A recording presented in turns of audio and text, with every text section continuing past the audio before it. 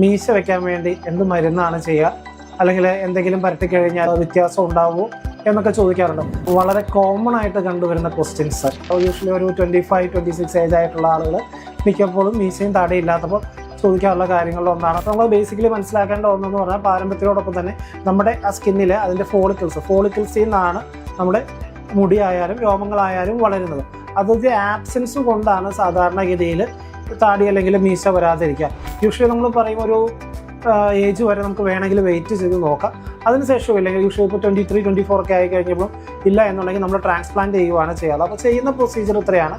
നമുക്ക് ട്രാൻസ്പ്ലാന്റ് ചെയ്യാൻ വേണ്ടി ഉപയോഗിക്കുന്നത് മുടികൾ ബാക്കിൽ നിന്നുള്ള സ്കാൽപ്പിൻ്റെ ബാക്കിൽ നിന്നുള്ള മുടികൾ തന്നെയാണ്. അത് നമ്മൾ അവിടെ നിന്ന് എടുത്തിട്ട് നമ്മൾ ബിയേഡിൻ്റെ ഷേപ്പ് അതിനനുസരിച്ച് വരച്ച് നമ്മൾ ട്രാൻസ്പ്ലാന്റ് ചെയ്യുകയാണ് ചെയ്യുന്നത്. ഇതിൽ ഏറ്റവും ഇമ്പോർട്ടൻ്റ് ആയിട്ടുള്ള കാര്യം നമ്മുടെ ഫേസിൻ്റെ അനുസരിച്ചാണ് നമ്മൾ ബിയേഡ് ഡിസൈൻ ചെയ്യുന്നത്.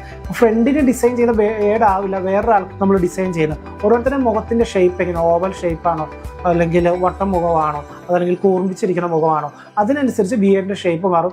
ചിലർക്ക് ബിയേഡിൽ കണക്ഷൻസ് വേണ്ട, ചിലർക്ക് ബിയേഡിൽ ആ കണക്ഷൻസ് വേണം, ചിലർക്ക് മൊസ്റ്റാഷ് അത്ര തിക്കാവേണ്ട. അതൊരു പേഴ്സണൽ ചോയ്സും കൂടി ഇതിലുണ്ട്. അപ്പോൾ അതിനനുസരിച്ചാണ് എപ്പോഴും നമ്മൾ ബിയേഡ് ട്രാൻസ്പ്ലാന്റ് ചെയ്യുക. അപ്പോൾ എപ്പോഴും ബിയേഡ് ട്രാൻസ്പ്ലാന്റ് ഉദ്ദേശിക്കുന്ന കാര്യങ്ങൾ അല്ലെങ്കിൽ ശ്രദ്ധിക്കേണ്ട കാര്യം ആദ്യം തന്നെ നിങ്ങൾ ഡോക്ടറുമായിട്ട് ഡിസ്കസ് ചെയ്യുക. ആ ഡിസ്കസ് ചെയ്തതിന് നിങ്ങൾ കംപ്ലീറ്റ് സാറ്റിസ്ഫൈഡ് ആയതിനു ശേഷം മാത്രം ചെയ്യുക. എന്തായിരിക്കും ഏകദേശം അതിൻ്റെ ഡെൻസിറ്റി എന്നതിനെ പറ്റി ക്ലിയർ ആയിട്ടൊരു ഐഡിയ നിങ്ങൾക്കുണ്ടാവുന്നത് ബിയേഡ് ട്രാൻസ്പ്ലാന്റിനെ എപ്പോഴും സഹായിക്കും.